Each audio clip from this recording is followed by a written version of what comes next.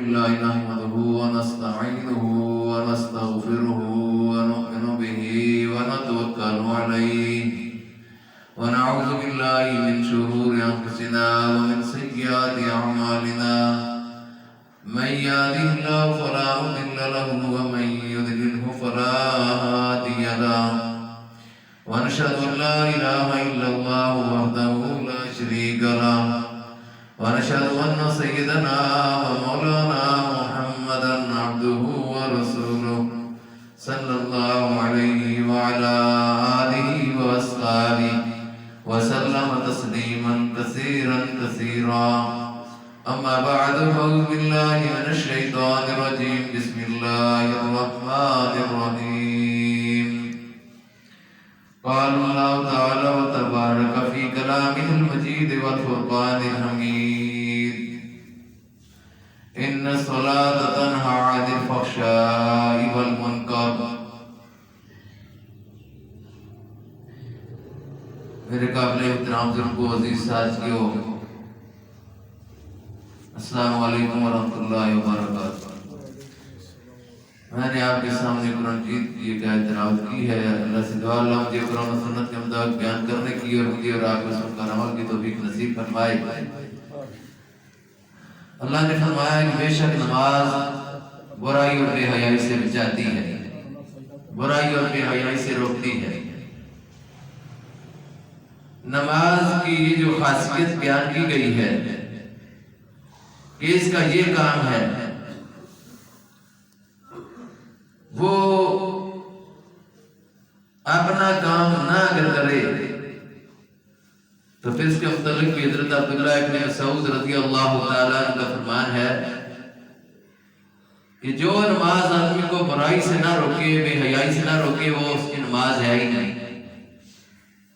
کیونکہ نماز کا کام ہے روک دینا. اگر وہ اپنا مقصد نہ پورا کرے تو پھر سمجھے اس میں کچھ نہ کچھ خرابی ہے، خامی ہے. آج آپ کے سامنے یہ بات کریں گے کہ نماز میں ہم کیا پڑھتے ہیں. نماز تو پڑھتے ہیں لیکن نماز میں پڑھتے کیا ہے. آپ دیکھیں بے شمار لوگوں کو ان کو پتہ ہی نہیں کہ نماز میں ہم کیا پڑھتے ہیں. نماز کوئی ایکسرسائز نہیں ہے کہ یہ کوئی ایکسرسائز ہم یہ کرنے کے لیے آ جاتے ہیں، بلکہ یہ اللہ کا حکم ہے. ایک غیر مسلم ایک مسلمان کو دیکھ رہا تھا کہ وہ نماز پڑھ رہا، اس نے کہا کہ آپ کیا کر رہے ہیں؟ اس نے کہا ہم اللہ کی عبادت کر رہے ہیں. اس نے کہا اچھا اللہ کی عبادت کر رہے ہو تو اس میں پڑھ کیا رہے ہو؟ اس نے نماز پڑھ رہا ہوں. نہیں، نماز میں جو کچھ پڑھ رہی ہو وہ کیا ہے؟ اس نے یہ تو مجھے نہیں معلوم کہ وہ کیا ہے. اس نے کہا اچھا تم عبادت اللہ کی کر رہی ہو، تم کو یہ نہیں معلوم کہ اس میں تم کیا اللہ سے باتیں کر رہی ہو، کیا پڑھ رہی ہو؟ اس کا اچھا میں آپ کو اپنے مولوی صاحب کے پاس دے کر چلتا ہوں، ان سے آپ بات کریں. بولے کیا مولوی صاحب کے پاس بھی کہ جناب اس نے مجھ سے یہ سوال کیا ہے کہ نماز میں جو آپ کہتے ہیں ہم عبادت کرتے ہیں اللہ کی، آپ اس میں پڑھتے کیا ہے؟ تو مولوی صاحب بھی معلوم نہیں ان کو بھی تھا کہ کیا پڑھتے ہیں. وہ بھی نماز صرف پڑھا رہے تھے یا نماز پڑھ رہے تھے. تو پھر اس نے کہا کہ بھئی عجیب بات ہے، تم مسلمانوں کی عبادت کرتے ہو اپنے خالق کی، اپنے مالک کی، اور تم کو پتہ ہی نہیں کہ تم کرتے کیا، کہتے کیا ہو، اس سے بات کیا کرتے ہو. سب سے پہلا عمل نماز کی نیت اور ارادہ ہے. ہم گھر سے نکل کر آئے ہیں، ہمارا ارادہ تھا ہم نماز پڑھنے کے لیے آئے ہیں، جو کچھ ہم نے پڑھنا ہے وہ بھی ہمیں معلوم ہے کہ یہ ہم نے پڑھنا ہے. یہ تو ہے ایک سمپل بات. اب نیت، اس پر بعض لوگ کہتے ہیں نیت کرنی نہیں چاہیے، حالانکہ نیت جو ہے انما الاعمال بالنیات، کہ اعمال کا دار و مدار نیت پر ہے، ارادے پر ہے. نیت کہتے ہیں دل کے ارادے کو، تو نیت کرنی چاہیے. لیکن نیت کرنے کا طریقہ کار ہے. ایک نیت یہ ہے کہ زبان سے کی جائے اور دل غافل ہو، ایک یہ ہے کہ دل سے نیت کی جائے. جماعت کے ساتھ جب آپ نماز پڑھیں اس وقت لمبی چوڑی نیت اگر آپ کریں گے تو آپ کی تکبیر اولا فوت ہو جائے گی. اس لیے جماعت کے ساتھ جب نماز پڑھیں نیت اور ارادہ دل میں کر لیں. اقامت کے ختم ہونے کے ساتھ ہی جب امام اللہ اکبر کہے اسی وقت اللہ اکبر کہہ دے تو آپ کو تکبیر اولا مل جائے گی. اور تکبیر اولا کے متعلق نبی کریم صلی اللہ علیہ وسلم نے فرمایا کہ تکبیر الاولی خیر من الدنیا وما فیہا، تکبیر اولا دنیا اور جو کچھ دنیا میں ہے وہ سب سے بہتر ہے۔ دنیا میں جتنی وزارتیں ہیں، جتنی بادشاہیاں ہیں، جو کچھ بھی ہے وہ سب سے بہتر کیا ہے؟ تکبیر اولا۔ تو تکبیر اولا مل گئی، سب کچھ مل گیا، سب کچھ مل گیا۔ اب جو آدمی نیت لمبی چوڑی کرتا رہے گا کہ میں نیت کی نماز دی پڑھنے خاص واسطے ہے، اس کی تکبیر اولا بھی فوت ہوگی، ہو سکتا ہے اس کی ثنا بھی فوت ہو جائے، وہ ثنا بھی نہ پڑھ سکے۔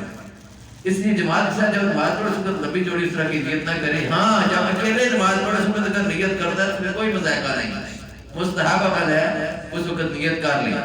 جب اکیلے نماز پڑھتا ہے تو نیت کر لی، نماز کی نیت، نماز کا ارادہ، اور پھر اس کے بعد زبان سے بھی اس کی نیت کو اگر دہرانا چاہے تو دہرا لے، اس میں کوئی عیب والی بات نہیں۔ اب جب وہ نماز پڑھنے لگا ہے، پڑھنا کیا نماز میں آ کر وہ کہتا ہے اللہ اکبر، ظاہری کیفیت اس کی کیسی ہے کہ ہینڈز اپ ہو گیا ہے، دنیا کے سارے کاموں کو میں چھوڑ دیا، تمام ترغیبات دنیا کی چھوڑ دی، تمام خواہشات دنیا کی چھوڑ دی، تمام چیزیں چھوڑ کر اللہ کے سامنے ہاتھ کھڑے کر دیے، اللہ اکبر۔ یہ کانوں تک ہاتھ لے کر جائے گا، کانوں پر لگا کر اللہ اکبر کہے گا۔ اب اللہ اکبر کہنے کا اس کا مفہوم پتہ ہونا چاہیے کہ اس کا مطلب کیا ہے، اس کی معنی کیا ہے۔ اللہ اکبر، اللہ بہت بڑا ہے، رسول اللہ صلی اللہ علیہ وسلم سے بھی اللہ بڑا ہے، آدم علیہ السلام سے بڑا ہے، ابراہیم علیہ السلام سے بڑا ہے، موسیٰ علیہ السلام سے، عیسیٰ علیہ السلام سے، اللہ کی جتنے نبی آئے ان سب سے اللہ بڑا ہے، انبیاء سے بڑا ہے، اولیاء سے بڑا ہے۔ اس کی بڑائی دماغ میں آ جائے، یہ تو دنیا سے جو لوگ چلے گئے ان کی بات ہے، جو زندہ ہے ان سے بھی اللہ بڑا ہے، وقت کے حکمران سے اللہ بڑا ہے، بڑے لوگ جتنے بھی ہیں ان سب سے اللہ بڑا ہے۔ کوئی سرمایہ دار، کوئی جاگیردار، کوئی بڑا کچھ بھی نہیں ہے اللہ کے مقابلے میں۔ سبق نماز میں یہ دیتی ہے کہ اللہ اکبر، پھر اللہ کی جلالت، کی بڑائی کا منظر صرف زبان تک نہ رہے، دل کے اندر اس کا احساس بیدار ہو کہ مجھ سے اللہ بہت بڑا ہے، پوری کائنات سے اللہ بڑا ہے، میں اللہ کے سامنے کچھ بھی نہیں ہوں، میں حقیقی قسم کا انسان ہوں، میری کوئی حیثیت نہیں ہے، رب سب سے بڑا ہے، میں اس کے سامنے کھڑا ہوں، اس کے دربار میں کھڑا ہوں۔ اللہ اکبر کہنے کے بعد دنیا کی باتیں آرام، کھانا پینا حرام، بات چیت کرنا حرام، اور جو اعمال ہیں، افعال ہیں، وہ سارے ختم۔ اب رابطہ کس سے ہے؟ اللہ سے۔ اب اللہ سے رابطہ ہے، خالق سے رابطہ ہے۔ نماز میں اللہ سے باتیں شروع ہو گئی ہیں۔ جس وقت تک نماز کی طرف دھیان ہوگا، نماز کے ترجمے کی طرف دھیان ہوگا، اس وقت تک خالق کائنات بھی اس کی طرف متوجہ رہے گا۔ ترجمے کے بغیر نماز پڑھنا کو عیب نہیں ہے، پڑھنی چاہیے، لیکن بڑا عیب تو یہ ہے کہ ہم کو اس کو سمجھنا چاہیے، زندگی گزر جاتی ہے اسی طرح، ہم اس کو سمجھنے کی کوشش نہیں کرتے۔ آج یہ بات ہم دیکھیں گے کہ نماز میں ہم پڑھتے کیا ہیں۔ نماز میں اندر ثنا پڑھتے ہیں، اللہ اکبر کہنے کے بعد سبحانک اللہم، اے اللہ تو پاک ہے، وبحمدک، اور تعریف کے لائق ہے۔ اللہ کس چیز سے پاک ہے؟ تمام عیبوں سے اللہ کی ذات پاک ہے، تمام کمزوریوں سے اللہ کی ذات پاک ہے، تمام جو نقائص ہیں ان سے اللہ کی ذات پاک ہے، شرک سے اللہ کی ذات پاک ہے، اس جیسا کوئی بھی نہیں۔ پھر وبحمدک، تعریف بھی تیرے ہی لیے ہے، تعریف ہے دنیا کے لیے نہیں، تیرے لیے تعریف ہے، ہم تیری تعریف کرنے کے لیے یہاں پر آئے ہیں۔ وبحمدک وتبارک اسمک، اور تیرا نام برکت والا ہے، وتعالی جدک، اور تیری شان بلند ہے، اس سے بلند کسی کی شان نہیں، سب سے بلند شان اسی کی ہے۔ اس لیے ہم نماز میں کیا کہتے ہیں؟ وتعالی جدک ولا الہ غیرک، اور تیرے سوا کوئی الہ نہیں، کوئی معبود نہیں، نہ کوئی نبی معبود ہے، نہ کوئی ولی معبود ہے، نہ کوئی امام معبود ہے، کوئی بھی معبود نہیں ہے، خالق کائنات اکیلا ہے، اس کا کوئی شریک نہیں ہے۔ اس میں یہ سبق بھی دیا جاتا ہے کہ شرک کرنا کیونکہ کبیرہ گناہ ہے، اس سے اجتناب کیا جائے، صرف زبانی نہ یہ بات کہی جائے، بلکہ عملی اور پریکٹیکل لائف میں بھی یہ بات آنی چاہیے کہ آدمی اپنی زندگی کو اس کے مطابق بنانے کی کوشش کرے کہ اللہ کے علاوہ کوئی الہ نہیں ہے، وہی مسجود ہے، وہی معبود ہے، وہی خالق حقیقی ہے، عبادت کے لائق صرف وہ اکیلا ہے۔ پھر اس کے بعد پڑھتے ہیں اعوذ باللہ من الشیطان الرجیم، میں اللہ کی پناہ مانگتا ہوں شیطان مردود سے، بسم اللہ الرحمن الرحیم، اور شروع کرتا ہوں اللہ کے نام سے جو بڑا مہربان نہایت رحم کرنے والا ہے۔ اب اللہ کے نام سے شروع کر کے نماز کو شروع کر سورہ فاتحہ پڑھتے ہیں۔ الحمدللہ رب العالمین، تمام تعریفیں اللہ ہی کے لیے ہیں جو سارے جہانوں کا رب ہے۔ یہاں پر رب کا مفہوم پالنے والا کے مفہوم میں ہے، سارے جہان کو پالنے والا۔ رب المسلمین نہیں فرمایا، رب المؤمنین نہیں فرمایا، فرمایا رب العالمین۔ اس میں کفار بھی شامل ہے، منافق بھی شامل ہے، پوری جہان کی پوری مخلوق شامل ہے، انسان بھی شامل ہے، جنت بھی شامل ہے، پرندے شامل ہیں، زمین و آسمان کی تمام مخلوق شامل ہے، صحراؤں میں، پہاڑوں میں، سمندروں میں، دریاؤں میں بھی جو اللہ کی مخلوق ہے وہ ساری اس میں شامل ہے کہ ساری مخلوق کا وہ رب ہے، وہ سب کو پالنے والا ہے۔ پھر اس سے وہ خوش ہوتا ہے کہ لوگ اس سے مانگیں، لوگوں سے مانگو گے 2 دن دیں گے، 3 دن دیں گے، پھر آنکھیں سرخ کر لیں گے، نہیں دیں گے، ناراض ہو جائیں گے۔ خالق کائنات ہے، وہ کہتا ہے کہ میں رب العالمین ہوں، مجھ سے مانگو، سارے جہانوں کا پالنے والا۔ فرمایا الرحمن الرحیم، بڑا مہربان نہایت رحم کرنے والا ہے، دنیا میں بھی رحیم ہے، آخرت میں بھی رحیم ہے۔ اس کی رحمانیت ہی کا یہ تقاضا ہے اور یہ کر رہا ہے اپنے رحم کی وجہ سے ہمارے گناہوں پر نہیں جا رہا۔ ہم کتنے گنہگار ہیں، کتنے خطا کار ہیں، جھوٹ بولتے ہیں، غیبت کرتے ہیں، بڑے بڑے گناہ کرتے ہیں، قتل و غارت کری ہے، ڈکیتیاں ہیں، زنا ہے، شراب ہے، سب کچھ چل رہا ہے مسلم معاشرے کے اندر، لیکن رب کی ذات پھر بھی رحیم و کریم ہے اور اپنی رحمت کی وجہ سے ہمیں ابھی تک عذاب دینے کا فیصلہ نہیں کر رہا۔ یہی مہلت دے رہا ہے کہ شاید ابھی سمجھ جائے، شاید ابھی سمجھ جائیں، لیکن اگر ہم سمجھ نہیں رہے پھر مزید مہلت دے دیتا ہے کہ یہ سمجھ جائیں اور سیدھے راستے پر آ جائیں۔ اب الرحمن رحیم مالک یوم الدین، پھر یہ بھی ساتھ بتا دیا کہ الرحمن رحیم تو ہے ہی ہے، لیکن وہ مالک یوم الدین بھی ہے، قیامت کے دن کا مالک ہے۔ اس کا خوف، اس کا ڈر ہر دامنگیر رہنا چاہیے کہ اس کے سامنے ایک دن کھڑے ہو کر اپنے اعمال کا حساب دینا ہے۔ وہ دن قیامت کا دن ہے، بڑا کٹھن دن ہے، بڑا مشکل دن ہے، بڑا ہولناک اور خوفناک دن ہے۔ اس دن خالق کائنات کے سامنے کھڑے ہو کر اپنے اعمال کا حساب دینا ہے۔ اس بات کا بھی احساس بیدار رہے۔ پھر اس کے بعد ایاک نعبد و ایاک نستعین، مالک یوم الدین کے بعد ایاک نعبد و ایاک نستعین، ہم خاص تیری ہی عبادت کرتے ہیں اور تو ہی سے مدد چاہتے ہیں۔ عبادت بھی کرتے ہیں اللہ کی، مدد بھی کس سے چاہتے ہیں؟ اللہ سے۔ اب یہ نماز حضور صلی اللہ علیہ وسلم نے پڑھی اور انہوں نے بھی پڑھا تھا ایاک نعبد و ایاک نستعین، تو نبی کریم صلی اللہ علیہ وسلم مدد کس سے مانگی؟ اللہ سے۔ اور یہ کرام نے مدد کس سے مانگی؟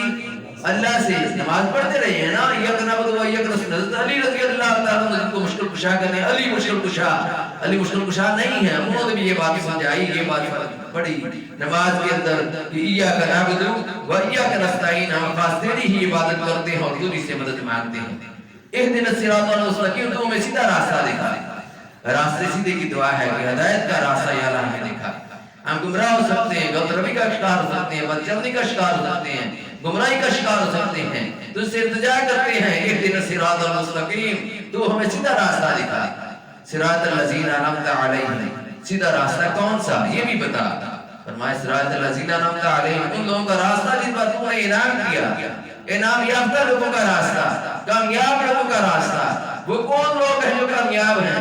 یہ ننگے پھرنے والے، یہ کپڑے اتار کر پھرنے والے، جن کو ہم کہتے ہیں کہ یہ اولیاء کرام ہیں، یہ اولیاء کرام نہیں، پھر کہتے ہیں یہ مجذوب ہیں، یہ مجذوب وغیرہ کا راستہ بھی نہیں، یہ ان اولیاء کرام کا راستہ نہیں جو ننگے پھرنے والے، ان کا راستہ جو صراط مستقیم پر چلنے والے۔ وہ کون لوگ ہیں؟ اولئک الذین انعم اللہ علیہم من النبیین والصدیقین والشہداء والصالحین، یہ لوگ کامیاب ہیں۔ فرمایا یہ وہ لوگ ہیں جن پر اللہ نے انعام کیا ہے۔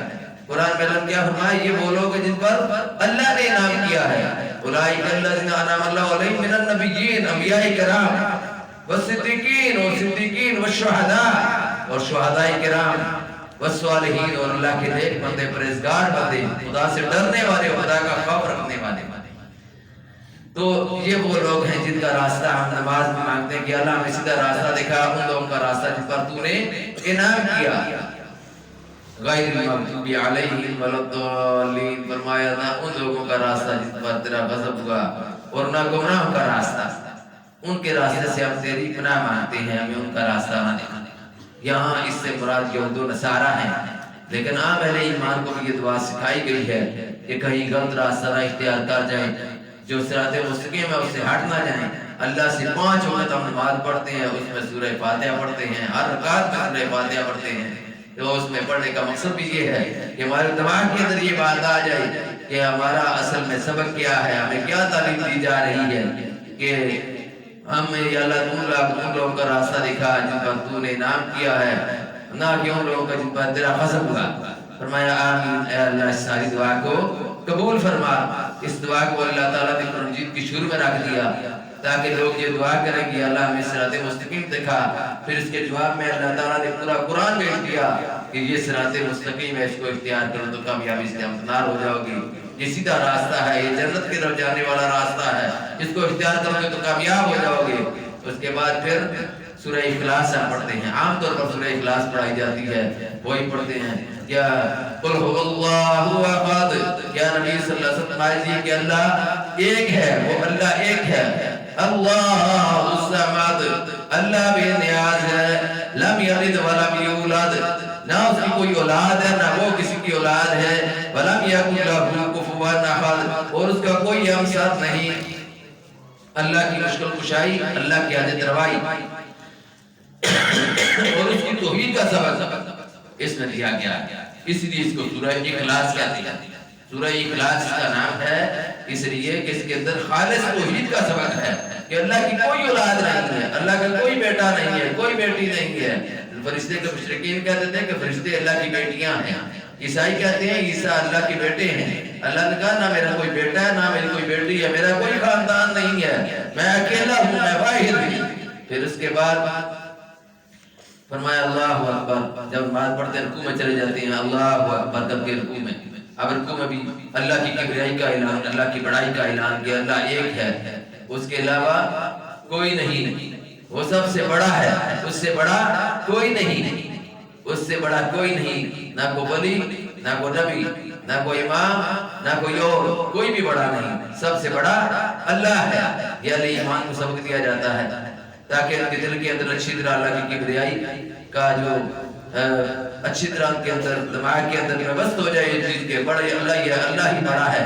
اذانوں کے اندر، اقامت کے اندر 5 وقت، اس کے بعد نماز کے اندر 5 وقت، ہر تکبیر انتقالی تکبیر کے وقت اللہ اکبر اللہ اکبر، اس لیے کہ تاکہ اس کے دماغ کے اندر اللہ کی کبریائی اچھی طرح آ جائے، دین کا کام کرتے ہوئے کسی مشکل کا سامنا نہ پیش آئے، اللہ کو بڑا سمجھ کر اللہ کے لیے دین کا کام کرے۔